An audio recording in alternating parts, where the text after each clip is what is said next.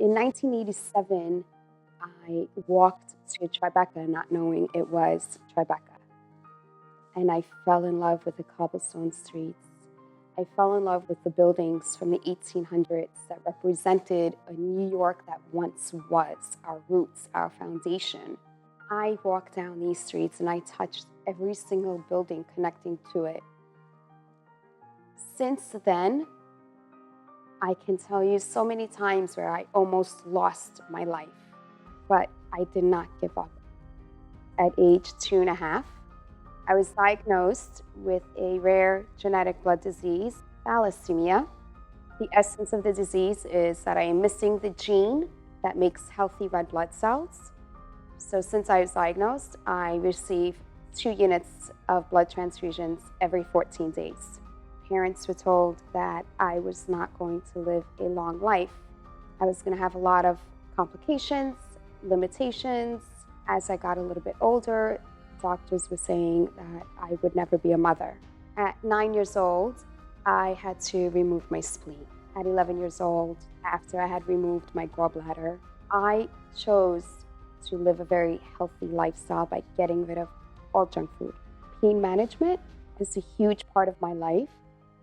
Exercising, yoga, Pilates, weight training, that's another investment that we have to take on. We have choices in life.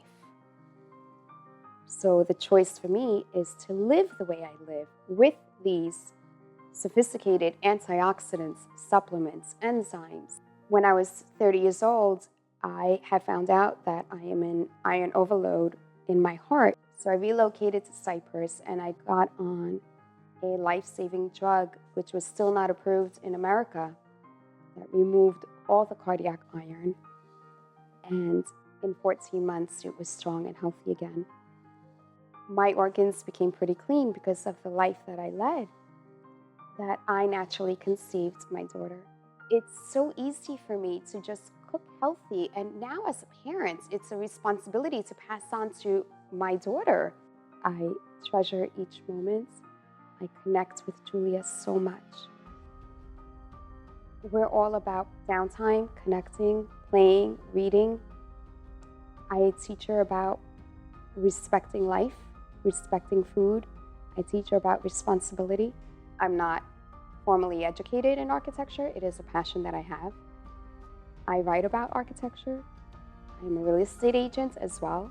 So part of the love that I have for architecture is me meeting Bill Pedersen.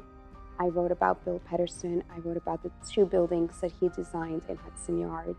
It had such an impact on my life and on Julia's life that we wrote and illustrated a children's picture book. In 1995, I started getting involved with the Cooley's Anemia Foundation.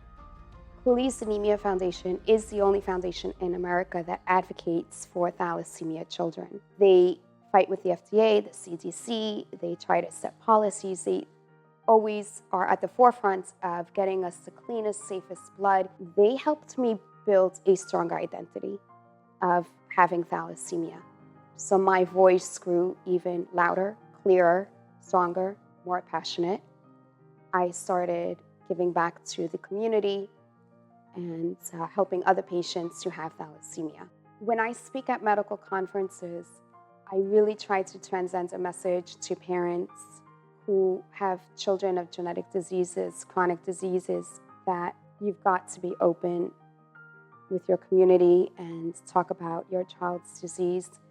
You want to make sure you raise a really strong child who's aware. We have choices in life. The only person who's going to be the best partner in your health is you. Not your mother, not your doctor, just you. I'm showing my daughter Julia that even with a chronic disease like thalassemia, my life has no boundaries.